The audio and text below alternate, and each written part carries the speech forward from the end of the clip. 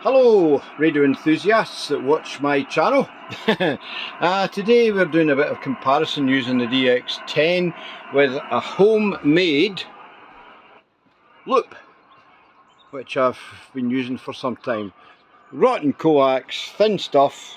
I don't think it's even RG58, I think it's audio cable. So at the moment we are switched to the loop. This is its little control box. There's a PTT on the back so as we can switch between a transmission antenna and a reception antenna, and at the moment, as I say, we are looking through the loop. So there's the noise level at the moment.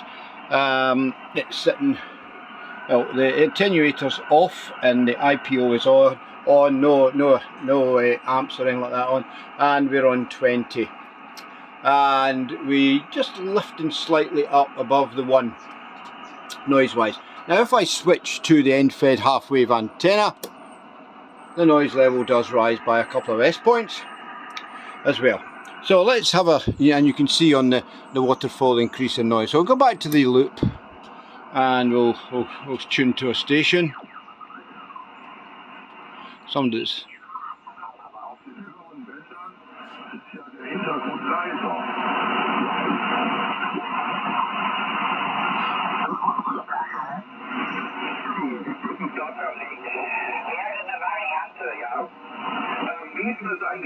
so on the loop there, he's peaking about a 9. We'll switch to the end fed, slightly less, and remember the loop of course is directional. I think it's roughly east, so we do have an improvement with the loop.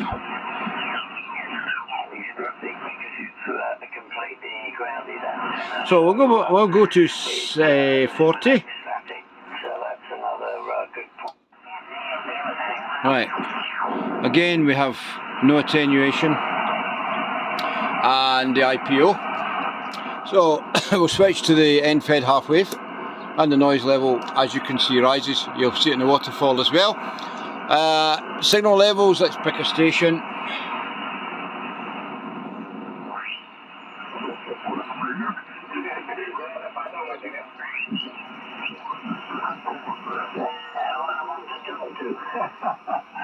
Right, there we go, nearly a 9.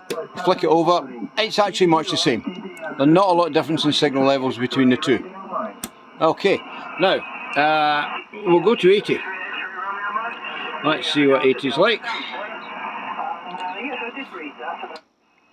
Right, okay, so we've got 6 dB of attenuation on at the moment. There's a station there.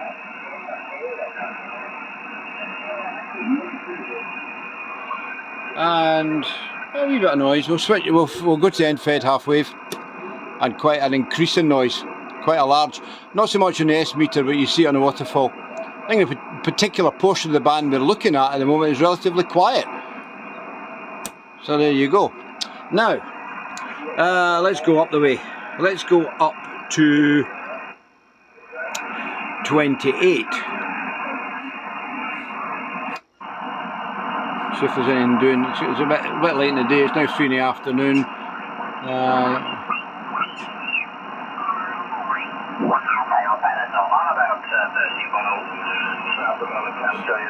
So there you go. We'll go to end fed. Not a lot of difference, but you can see more signals are popping up on the loop than they are on the end fed. Now, for those that are interested in medium wave, we'll go to medium wave. Let's see, where are we now? Right, okay, so we need to go to the band, and we need to change the mode to AM, and we'll go to AM. Hold on, come back. Yeah, so there we go. Right, let's pick,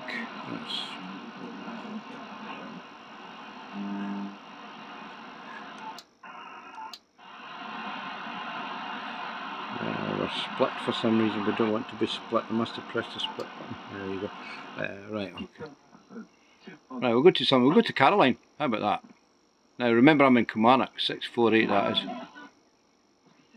Let's see if it's available at this time of day. There we go.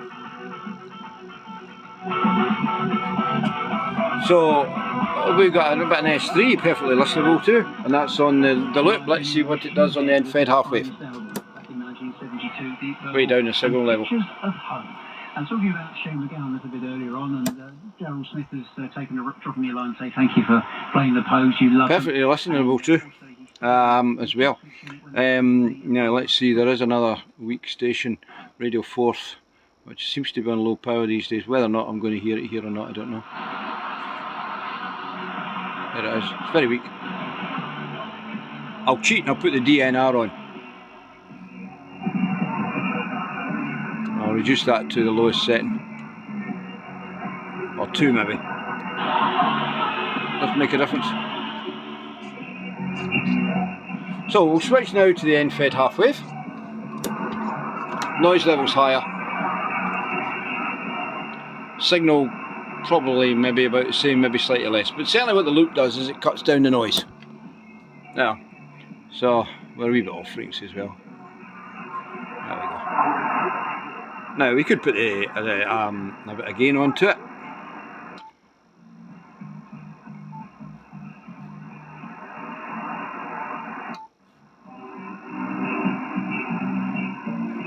But that'll really increase the noise level when you switch to end-fed half-wave. As you can see, it's beginning to show up in the waterfall. Okay, I don't think we've anything else low power in this neck of the woods.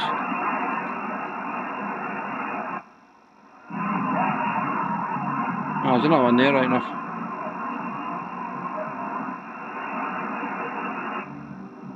Sounds like it's the same. Oh, it could be the 4th and Tay actually.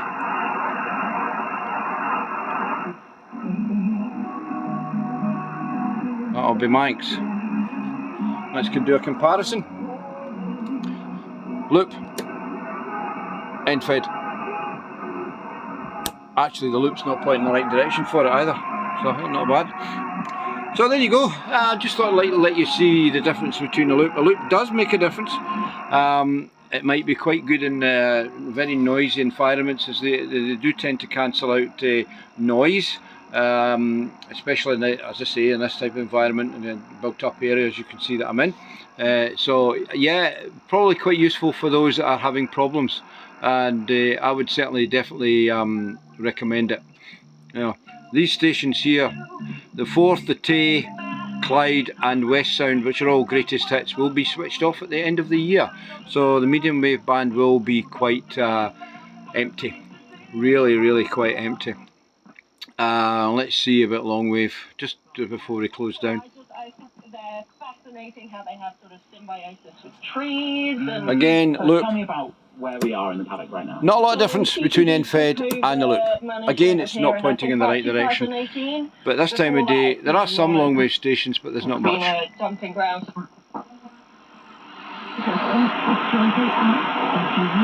There you go. Loop. End-fed. Loop.